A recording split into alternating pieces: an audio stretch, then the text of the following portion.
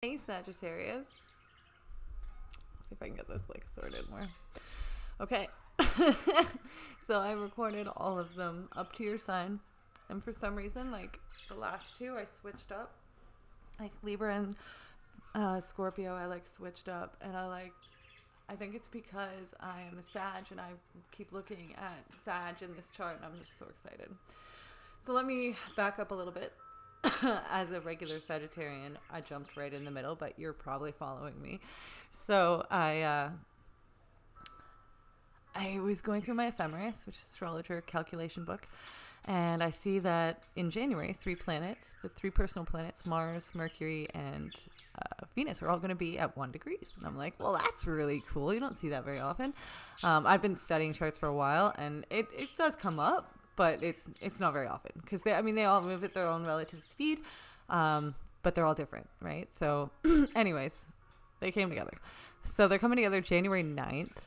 And the moon will actually be moving into your sign, Sagittarius. And the moment the moon moves into 1 degree Sagittarius, or 0 degrees Sagittarius, the ascendant will also be from Eastern Standard Time. The ascendant will also be with the moon, which is really, really, really, really cool. A lot of focus on Sagittarius energy. The South Node is also in our sign. This is my bird here, by the way. Introduce you guys. That is Speedy. He gets interrupting sometimes. I'm sorry, but he has things to say, important messages. Oh, just hope he's not too loud. Anyway, Sag. So your sign will have the moon in it for this, and the South Node is already moving through. So every time the moon comes into Sag, it's going to hit the South Node for the next 12 months, I think, maybe even longer. I think it's 12 months though, because it's 18 months in total that the South Node moves through a sign. So we have another year of this left.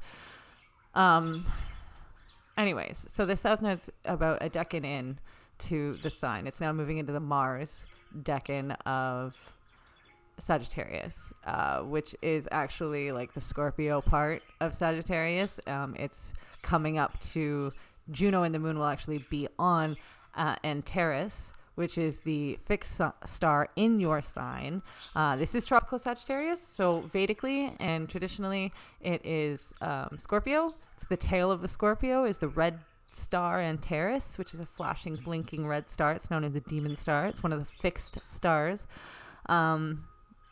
Regardless, I digress. There's a precession of the equinoxes. If you're curious as to why those two zodiacs are different, look that up. And Sag, you may very well do this, but for this chart and this purpose, people between 5, 6, 7 degrees Sagittarius are going to get hit with this the hardest. But anybody with anything is going to be affected by this. This is why I felt it very necessary to make this chart a horoscope for each of the zodiacs. It's very important for some of them, more important for you. Okay, so why is it important? Well, Jupiter, your ruler, has moved into Aquarius, as you well know, I'm sure. You're learning new ways to connect with people and network yourself, and you're learning how we're all the same. We are all learning how we are all the same. Whenever Jupiter moves through Aquarius, especially if Saturn is there, we learn how we are interconnectedly the same. Very Piscean, Aquarian kind of new age thing. It becomes literally a new age. Every time people are like, oh, it's a new age or whatever, they call it the age of Aquarius. They did it in the 60s and they did it in the 30s. And they every time it happens, they call it the age of Aquarius. It doesn't matter. We're in another era of Aquarius. That's what's important. And what we've seen in previous eras of Aquarius, especially with Saturn going through the sign with Jupiter and other things aspecting like Mercury and the sun when it comes in. When we see these conjunctions with the ruler Saturn, we really do get a feel of a new way of how we are connected, because that's the sign of community, which means it's it's humanity. It's the thing that connects us all, and not our mentalities, not our egos, but our actual living being experience. It is how we are all spokes in a wheel. The fact that the wheel exists at all is Pisces. Jupiter rules Pisces naturally, as it rules your sign, traditionally. Hey, my little Sagittarius, can you keep it down for a sec? Thank you. Mars and Sagittarius on the rising right there. Just doesn't stop moving. Baby, I'm just making a video about Sagittarians. Could you do me a favor and keep it down while I'm recording this? Okay, up you go, please. Up. You can take your computer with you upstairs, please. I don't know my passcode. Didn't I write it down for you? Okay, I'll write it down. Okay, so this interruption is brought to you by Sagittarius and Mars. I have 2 Sagittarius rising children, and now they're both in the room, by the way. Shout out to Sagittarian parents. Okay, we're back. I'm so sorry about that. I felt it appropriate for a minute to leave it in, but it was getting ridiculous. Okay, so Saggy. Jupiter, like I said, is your ruler, and he is working in your 3rd house now.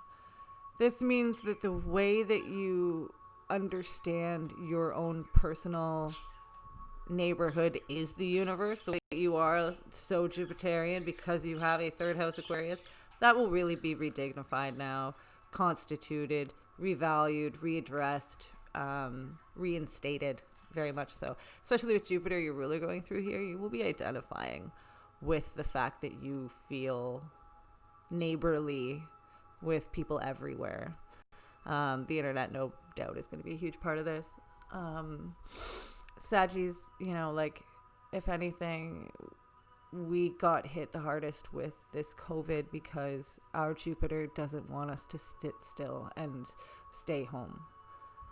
But having Uranus and Neptune come together in the early 90s, we got a revolutionary awakening that gave us the internet. And what it is now is an ability to travel without having to leave our house.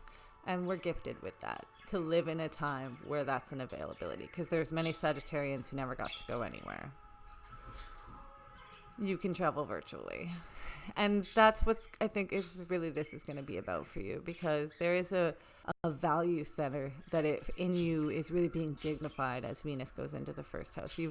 She's been through Sagittarius so quickly that it almost felt like she wasn't there, but she literally is moving at one of her top speeds right now. Actually, she's moving into a top speed right now. And as she does that, she moves in and out of your sign. She's moving into your pocket. Okay, when Venus goes through our sign, which is what's happening, she's literally leaving your sign this January 9th, this activation day. This is part of your activation, is that Venus, who likes to be in the 2nd house, will be entering your 2nd house. And when she does this, she will be reinstating all of those concrete values you have about personal discipline. Yeah, Sag, you're not great at organizing things all the time. But if it wasn't for your commitment to your own betterment and evolution, you'd never get anywhere. But because you believe in yourself and you have faith in what goes around comes around and doing the diligent work for yourself, that's the reason that you will be escalated at this time. People will be looking at you and being like, how can that person feel and exclaim so much